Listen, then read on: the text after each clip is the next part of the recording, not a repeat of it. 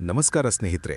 ಜೀವನದಲ್ಲಿ ಕೆಲವೊಮ್ಮೆ ಅಂತಹ ಸಮಯ ಬರುತ್ತದೆ, ಆಗ ನಮಗೆ ಎಲ್ಲವೂ ಕೈತಪ್ಪಿ ಹೋದಂತೆ ಭಾಸವಾಗುತ್ತದೆ. ನಂಬಿದವರು ಕೈಕೊಡುತ್ತಾರೆ, ಕಟ್ಟಿದ ಕನಸುಗಳು ನುಚ್ಚು ನೂರಾಗುತ್ತವೆ, ಕೈಯಲ್ಲಿದ್ದ ಹಣ ಕರಗಿ ಹೋಗುತ್ತದೆ. ಅಂತಹ ಕ್ಷಣದಲ್ಲಿ ಮನುಷ್ಯನಿಗೆ ಅನಿಸುವುದು ಒಂದೇ: ಇನ್ನು ನನ್ನ ಜೀವನದಲ್ಲಿ ಏನೂ ಉಳಿದಿಲ್ಲ, ಎಲ್ಲವೂ ಮುಗಿದು ಹೋಯಿತು ಎಂದು.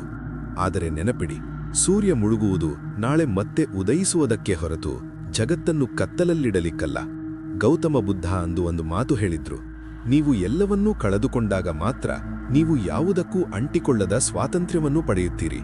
ಈ ಶೂನ್ಯದಿಂದ ಹೊಸ ಸಾಮ್ರಾಜ್ಯ ಕಟ್ಟುವುದು ಹೇಗೆ? ಸತ್ಯ ಕೇಳುವ ಎದೆಗಾರಿಕೆ ಇದ್ದರೆ ಮಾತ್ರ ಈ ವಿಡಿಯೋ ಪೂರ್ತಿ ನೋಡಿ. ಒಮ್ಮೆ ಒಬ್ಬ ವ್ಯಾಪಾರಿ ತನ್ನೆಲ್ಲ ಆಸ್ತಿಯನ್ನು ಕಳೆದುಕೊಂಡು ಸಾಲಗಾರನಾಗಿ ಬುದ್ಧನ ಬಳಿ ಬಂದು ಅಳುತ್ತಾನೆ. ಬುದ್ಧನೇ, ನನ್ನ ಹತ್ತಿರ ಈಗ ಏನೂ ಇಲ್ಲ, ನಾನು ಭಿಕ್ಷುಕನಾಗಿದ್ದೇನೆ ಎಂದು ಗೋಳಾಡುತ್ತಾನೆ.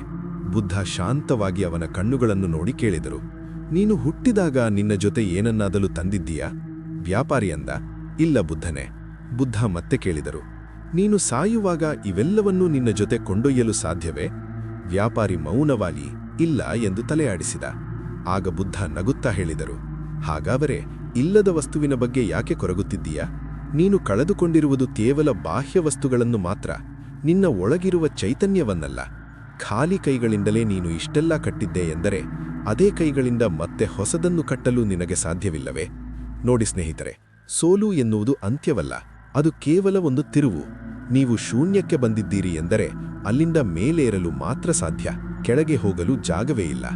ಇವತ್ತು ನಮ್ಮ ಯುವಜನತೆ ಒಂದು ಪರೀಕ್ಷೆಯಲ್ಲಿ ಫೇಲ್ ಆದಾಗ ಅಥವಾ ಒಂದು ಪ್ರೇಮ ವೈಫಲ್ಯವಾದಾಗ ಜೀವನವೇ ಮುಗಿಯಿತು ಎಂದು ಆತ್ಮಹತ್ಯೆಯಂತಹ ನಿರ್ಧಾರ ತೆಗೆದುಕೊಳ್ಳುತ್ತಾರೆ.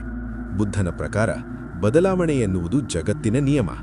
ನಿಮ್ಮ ಹಳೆಯ ಬದುಕು ಅಳಿಸಿ ಹೋದರೆ ಮಾತ್ರ ಹೊಸ ಬದುಕು ಶುರುವಾಗಲು ಸಾಧ್ಯ. ಮರ ತನ್ನ ಎಲೆಗಳನ್ನು ಉದುರಿಸುವುದು ನಾಳೆ ಹೊಸ ಚಿಗುರು ಬರಲಿ ಎಂದೇ. ನೀವು ಎಲ್ಲವನ್ನೂ ಕಳೆದುಕೊಂಡಾಗ ನಿಮ್ಮ ನಿಜವಾದ ಶಕ್ತಿ ಮತ್ತು ನಿಮ್ಮ ಸುತ್ತಲಿರುವ ನಿಜವಾದ ವ್ಯಕ್ತಿಗಳು ಯಾರು ಎಂದು ತಿಳಿಯುತ್ತದೆ. ಇದು ಕಷ್ಟದ ಸಮಯವಲ್ಲ, ಇದು ನಿಮ್ಮನ್ನು ನೀವು ಮರುಶೋಧಿಸಿಕೊಳ್ಳುವ ಸಮಯ. ಅಳುವುದನ್ನು ನಿಲ್ಲಿಸಿ, ದೂಷಿಸುವುದನ್ನು ಬಿಡಿ. ನಿಮ್ಮ ಹತ್ತಿರ ಈಗ ಅನುಭವ ಎಂಬ ದೊಡ್ಡ ಆಸ್ತಿ ಇದೆ, ಅದನ್ನು ಬಳಸಿ ಮತ್ತೆ ಹೆಜ್ಜೆ ಇಡಿ.